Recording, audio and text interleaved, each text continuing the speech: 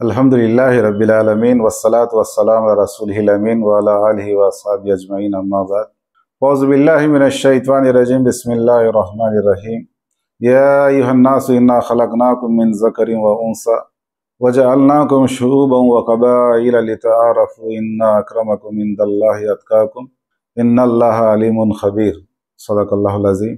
సర్వలోక నియామకుడు సర్వోన్నతుడు సర్వ సృష్టికర్త అయిన దైవానికే సమస్త స్తోత్రం తెలియజేసుకుంటూ సోదర మహాశయులారా, ఆధ్యాత్మిక ప్రియులారా, ఈరోజు ప్రపంచంలో మరీ ముఖ్యంగా మన పవిత్ర భారతదేశంలో మనం చూసినట్లయితే ఎన్నో కులాలు, ఎన్నో మతాలు, ధర్మాలు, సంస్కృతి సాంప్రదాయాలు విలజిల్లుతూ ఉన్నాయి. మరి ప్రతి 100 కిలోమీటర్లకు భాష మారుతుంది, యాస మారుతుంది, తిండి మారుతుంది, వస్త్రధారణ మారుతుంది, విశ్వాసాలు, నమ్మకాలు కూడా మారుతూ ఉన్నాయి. మరి ఎవరి నమ్మకము, ఎవరి విశ్వాసం వారిది. దైవం ద్వారా కానీ, చట్టం ద్వారా కానీ ప్రతి ఒక్కరికి తమకు నచ్చిన విశ్వాసాన్ని, తమకు నచ్చిన ధర్మాన్ని ఆచరించే స్వేచ్ఛ అనుగ్రహించడం జరిగింది. మరి విచిత్రమైన విషయం ఏమిటి అంటే, ప్రతి ఒక్కరూ కూడా తమ నమ్మకాల కోసము, విశ్వాసాల కోసము, మతాల కోసము ఎటువంటి త్యాగం చేసేదానికోసమైనా కానీ సిద్ధంగా అయితే ఉన్నారు. ప్రజలు అమితంగా తమ నమ్మకాలను, విశ్వాసాలను ఆచరిస్తున్నారు, ప్రేమిస్తున్నారు, అభిమానిస్తున్నారు. కానీ విచిత్రమైన విషయం ఏమిటి అంటే, వారు ఏవైతే దైవ గ్రంథాలుగా భావిస్తూ ఉన్నారో ఆ గ్రంథాలను చదివి ఆ గ్రంథాలలో ధర్మం ఏం బోధిస్తుంది అని ఎవరు కూడా ఆలోచించడం లేదు. హైందవులైనప్పటికీ, క్రైస్తవులైనప్పటికీ, ముస్లింలైనప్పటికీ ప్రతి ఒక్కరికి కూడా తమ మతం పట్ల, ధర్మం పట్ల ప్రేమ అభిమానాలు అయితే అమితంగా ఉన్నాయి. కానీ మరి వారు నమ్మే గ్రంథాలు ఏవైతే ఉన్నాయో ఆ గ్రంథాల్లో ఏముంది అని చదవడం చాలా తక్కువ ఉంది.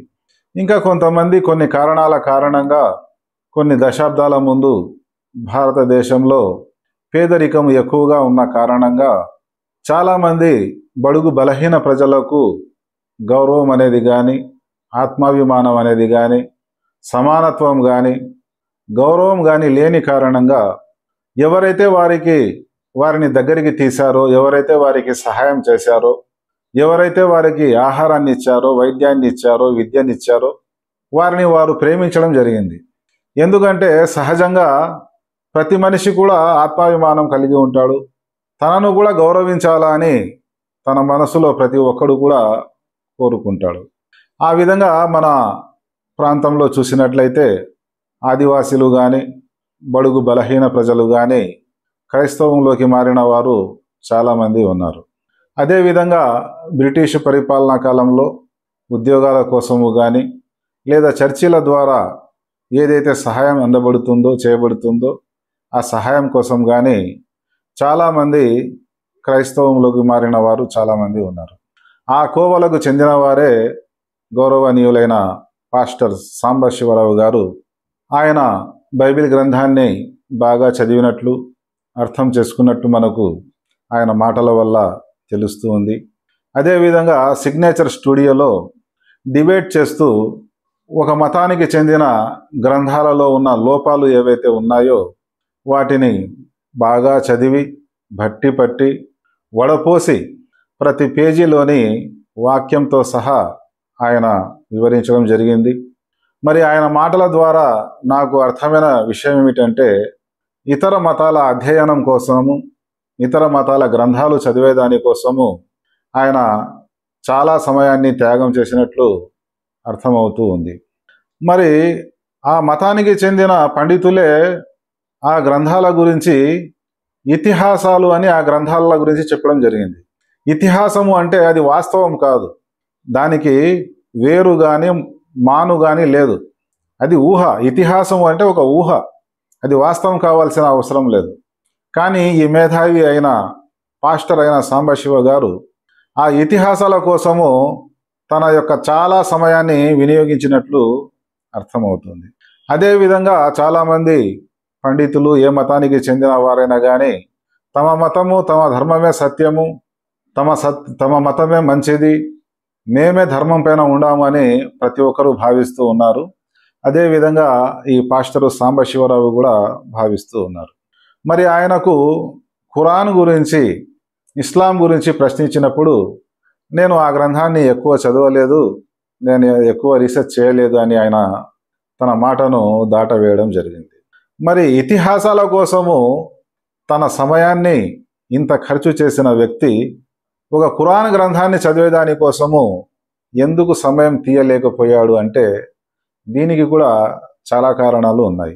క్రూసేడ్ జరిగిన తర్వాత, క్రైస్తవులకు ముస్లిములకు యుద్ధాలు జరిగిన తర్వాత ఎక్కువగా క్రిస్టియన్లు యూరోప్, అమెరికాలో ఉన్నారు కాబట్టి ఇస్లాం పట్ల ద్వేషంతో, ముస్లిముల పట్ల అసూయతో యూరోప్, అమెరికాలో వారి యొక్క సిలబస్ పుస్తకాలలో ఏదైతే ఉందో ఆ ఇస్లాం పట్ల లేనిపోని అపోహలు వ్యాపింపజేయడం జరిగింది. మరీ ముఖ్యంగా 1-2 శతాబ్దాల నుంచి చూసినట్లయితే నేరాలు, ఘోరాలు, యుద్ధాలు అన్నీ ఈ క్రైస్తవులే చేశారు. మొదటి ప్రపంచ యుద్ధం కానీ, రెండవ ప్రపంచ యుద్ధం కానీ, హిరోషిమా, నాగసాకి అణుబాంబుల ద్వారా కానీ కోట్లాది మంది హత్యకు గురి చేయబడింది వీరి ద్వారానే. అయితే అక్కడక్కడ ముస్లిములు చేసిన కొన్ని చిన్న చిన్న దుర్మార్గాలు ఏవైతే ఉన్నాయో, దౌర్జన్యాలు ఏవైతే ఉన్నాయో వాటిని పెద్దగా చిత్రీకరించి ప్రచార మాధ్యమాలన్నీ, పత్రికలు కానీ, రేడియోలు కానీ, టీవీలు కానీ ఇవన్నీ కూడా వీరి చేతుల్లోనే ఉన్నాయి కాబట్టి ఇస్లాంను ఉగ్రవాద మతంగా, ముస్లిములను దుర్మార్గులుగా చిత్రీకరించడం జరిగింది. కానీ ముస్లిముల వద్ద ఇటువంటి ప్రచార మాధ్యమాలు లేవు కాబట్టి, ఇటువంటి వృధా విషయాలను ప్రచారం చేసుకునే దానికోసం సమయం లేదు కాబట్టి వీరు దానికి జవాబు సరిగా ఇవ్వని కారణంగా ఇప్పటికీ కూడా ఆఫ్రికాలోను, ఏషియాలోను చాలా దేశాల్లో పేదరికం కారణంగా ఈ క్రిస్టియన్ యొక్క మిషనరీల సహకారాల కారణంగా చాలామంది క్రిస్టియన్లుగా మారుతూ ఉన్నారు. అదే సత్యధర్మంగా వాళ్ళు భావిస్తూ ఉన్నారు. కానీ యూరోప్, అమెరికాలో క్రైస్తవము అంతమైపోతుంది. దాంట్లో సరియైన సంపూర్ణమైన జీవన విధానం లేదు. ఆ జీవన విధానం లేని కారణంగా అక్కడ కుటుంబ వ్యవస్థ చిన్నాభిన్నం కావడం జరిగింది. సారాయి, జూదము, వ్యభిచారము సర్వసాధారణమైపోయింది. వాటిని నేరంగా భావించడం లేదు. మరి ఆఫ్రికాలో, ఏషియాలో పెరుగుతుంది అంటే వారికి ఆత్మాభిమానము కావాలి కాబట్టి, పేదలకు వాళ్ళకు ఆర్థిక సహాయం కావాలి కాబట్టి ఆ సహాయం కోసము ఎటువంటి గౌరవము కానీ, ఆత్మాభిమానం కానీ లేని కారణంగా అక్కడ పోయినప్పుడు మాకు లభిస్తుంది కాబట్టి చాలామంది ఈ మతాన్ని తీసుకుంటూ ఉన్నారు. కానీ ఇది కూడా దేవుని యొక్క ప్లాన్లో ఒక భాగమే. ఎందుకంటే ముక్కోటి దేవతల్ని పూజించే వాళ్ళని త్రిత్వం వైపుకు తీసుకొని వస్తూ ఉన్నారు. ఇన్షాల్లా రేపటి రోజు దైవ చిత్తం అయితే తండ్రి, కుమారుడు, పరిశుద్ధాత్మ, ఈ పరిశుద్ధాత్మ కుమారుని విడిచిపెట్టి తండ్రి వైపుకు, ఒకే దైవం వైపుకు వచ్చేదానికి అవకాశం ఉంది. మరి బైబిల్ తర్వాత 600 సంవత్సరాల తర్వాత ఖురాన్ అవతరించింది అని చెప్పడం జరుగుతూ ఉంది. మరి ఈరోజు హైందవులు కానీ, క్రైస్తవులు కానీ, హైందవులు ఏమంటున్నారంటే మాది సనాతన ధర్మము, ఓల్డ్ ఈజ్ గోల్డ్ అంటున్నారు. మరి పూర్వకాలంలో గాడిదలపైన, గుర్రాలపైన, ఎడ్ల బండ్లపైన ప్రయాణం చేస్తూ ఉన్నారు. మరి ఓల్డ్ ఈజ్ గోల్డ్ అంటే వాటిపైన ఎందుకు ప్రయాణం చేయలేదు? ఎందుకు పాత వాటిని విడిచిపెట్టడం జరిగింది? అంటే ధర్మంలోని కొన్ని భాగాలు మాత్రమే పూర్వం తెలియజేయడం జరిగింది. ఈ 1,24,000 మంది ప్రవక్తల్లో చివరి ప్రవక్త ముహమ్మద్ సల్లల్లాహు అలైహి వసల్లం గారు. ఈ క్రైస్తవులకు కూడా, యూదులకు కూడా మహనీయ ఇబ్రాహీం అలైహిస్సలాం గారే ఆదర్శము. ఈ యూదులు కూడా, క్రైస్తవులు కూడా ఇబ్రాహీం అలైహిస్సలాం యొక్క దైవధర్మం ఏదైతే ఉందో, ఆయన చూపిన మార్గం ఏదైతే ఉందో దానిని విడిచిపెట్టిన కారణంగా మార్గభ్రష్టులైపోయారు. అదేవిధంగా చిట్ట చివరి ప్రవక్త ముహమ్మద్ సల్లల్లాహు అలైహి వసల్లం గారిని, చిట్ట చివరి గ్రంథం ఖురాన్ని విశ్వసించని కారణంగా మార్గం తప్పిపోయారు. మరి మీరు ఖురాన్ గ్రంథాన్ని చదివినట్లయితే సంపూర్ణ ధర్మం అంటే ఏమిటో మీకు అర్థమయ్యేదానికి అవకాశం ఉంది. ప్రవక్త అంటే ఏమిటో, దేవుడు అంటే ఎవడో, దేవుని యొక్క గుణగణాలు ఏమిటో మీకు అర్థమయ్యేదానికి అవకాశం ఉంది. చదివితే పోయేది ఏమీ లేదు, అజ్ఞానం మాత్రమే పోతుంది.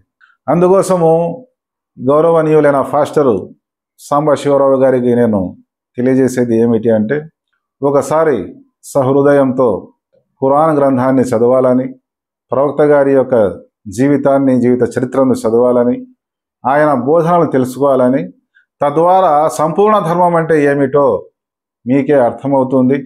మరి ఎన్నో ఇతిహాసాలను చదివి ఎంతో సమయాన్ని మీరు వృధా చేసుకున్నవారు మరి ఈ చివరి గ్రంథాన్ని కూడా చదివి మీ సమయాన్ని, మీ జీవితాన్ని ధన్యం చేసుకుంటారని నేను ఈ వీడియో ద్వారా తెలియజేసుకుంటున్నాను.